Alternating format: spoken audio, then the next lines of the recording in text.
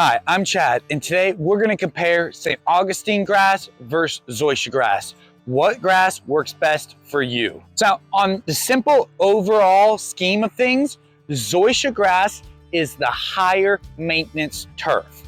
So if you're going for the grass that's the most easy to care for, that's going to be St. Augustine.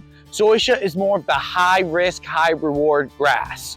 More maintenance, more work, a softer, better feeling grass, where St. Augustine is the thicker, kind of itchier blade, but it's gonna be easier to care for in the long run. So if you're looking for the easiest maintenance, you don't even have to watch the rest of this video. I've answered that question, and that is St. Augustine turf. Now I'm gonna go over point by point what each grass needs and watering, mowing, and things like that. So I'll give you a good breakdown of what each grass really needs. Now watering, I keep hearing, you can Google, I hear it so much, that Zoysia is a drought tolerant grass. That's not true. I mean, I guess in the scheme of cool season turf grasses, like other grasses that are soft, like your rye, fescue, Kentucky bluegrasses, sure, Zoysia is more drought tolerant than those. But in the scheme of warm season turf, St. Augustine, Bahia, Bermuda, Centipede, Zoysia is not as drought tolerant as those types of turf, no matter where you see it. You can Google it, and I can't tell you how many people are sold on Zoysia because they claim it's drought tolerant. It is the weakest out of all the warm season turf grasses. Yes, it can take the heat better than cool season grasses, but in the scheme of what we're talking about, absolutely not. Compared to St. Augustine, Zoysia will need a day or two, a week more of water than to get the same look in St. Augustine turf. Now, the only benefit is Zoysia does get very brown when it's dry, and once it gets water, it does bounce back quite well. But in the scheme of drought tolerant, where we're a serious drought in the summertime, Zoysia will need a day or two more, a week of water than St. Augustine turf.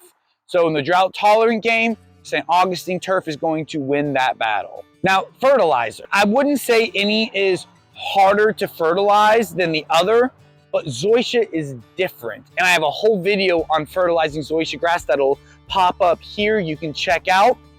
But you need to fertilize Zoysia grass differently than any other turf. Most grasses need a big spring fertilization, and then you spoon feed it nutrients in the summer, and then you do one more fertilization in the fall.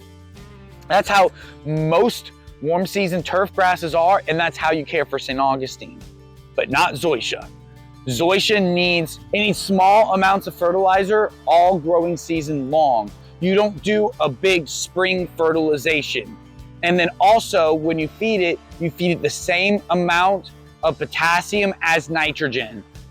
All growing season, like a 15-0-15 at a low rate every 45 to 60 days, all growing season long. So that's very different than you would feed most other turfs. I don't know if it's worse or better, but if you're used to the fertilization program of St. Augustine, you will have to adjust and use different fertilizers, different times at different rates. But not one is not harder or easier than the other. Zoysia is just a different program. Now pest. Zoysia gets less pest than St. Augustine turf, but it's slower to recover because it's slow growth. So Zoysia is less likely to have pest issues, where St. Augustine is definitely more common.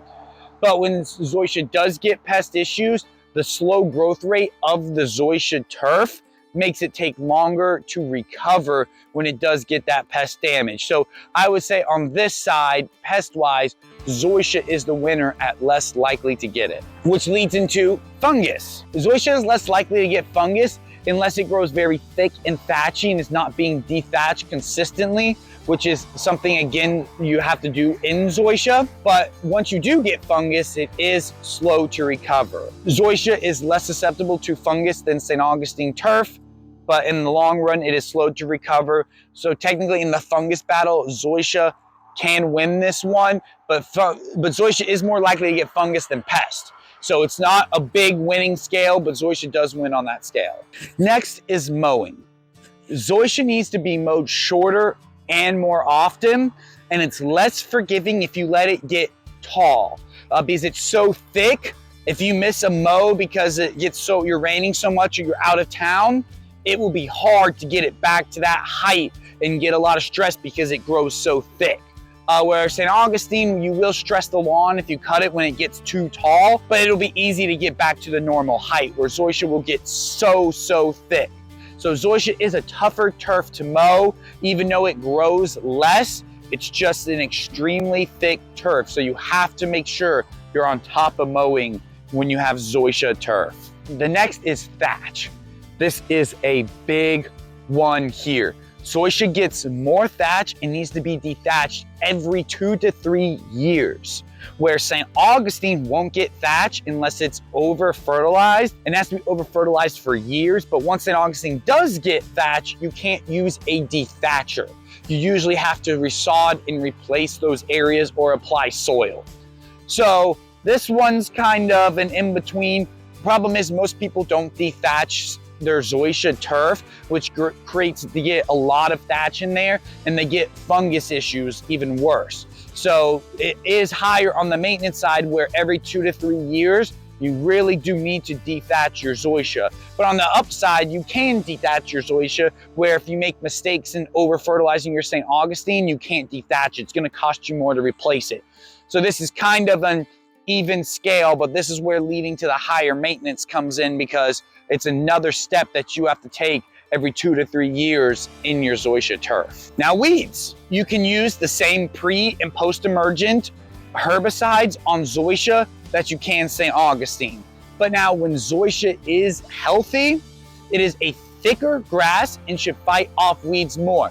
So this can be a win in the Zoysia turf, that it is the thicker grass, but you can use the same post and pre-emergence for both turf grasses, which is great news. The only thing I see is because it's less drought tolerant, when those areas get thin and break down, the weeds are more visible in the Zoysia turf. And I usually see those dry spots get damaged often in Zoysia. So when Zoysia is healthy, it's definitely the winner of the weed battle, but it's harder to keep it healthy. Compaction. St. Augustine is the worst grass for traffic and can get compacted very easily through traffic, but Zoysia can get compacted easily as well. Not as easily as St. Augustine.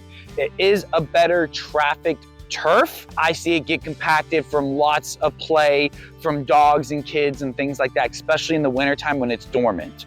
And then the other thing is compaction's way more noticeable in Zoysia turf because they'll grow at different rates, and compaction grows low and flat. You get it in St. Augustine, and you can definitely see it in St. Augustine, but it's not as much as an eyesore. When you get it in Zoysia and you're cutting your Zoysia higher, it really makes it look like there's huge differences in your Zoysia turf. The compaction affects the turf the same, but eyesore-wise, it's more noticeable in the Zoysia turf. That's pretty much the overall coverage of Zoysia versus St. Augustine. So now you have all the information on all the categories of caring for your lawn, on what takes more and less. Zoysia is the higher maintenance grass. So if you want the Zoysia, prepare to be working in the yards yourself and doing more work rather than paying someone to do it. You'll need to be involved. If you're a pay someone to do it and don't want to deal with as much, then go with the St. Augustine turf. It's not as great looking when it does look good, which St. Augustine does look good. You're gonna have less headache and maintenance trying to get it to look good. So those are the scales, but I give you all the information. So you decide what turf works best for you. Thank you everyone for watching the video. And if this was helpful, please like and subscribe. I always appreciate the support. The channel's growing so much and I really enjoy making these videos. Also email me at turforganics904@gmail.com if you're interested in any of my online consultations, or I have awesome DIY lawn kits for sale. Everyone, have a great rest of your day.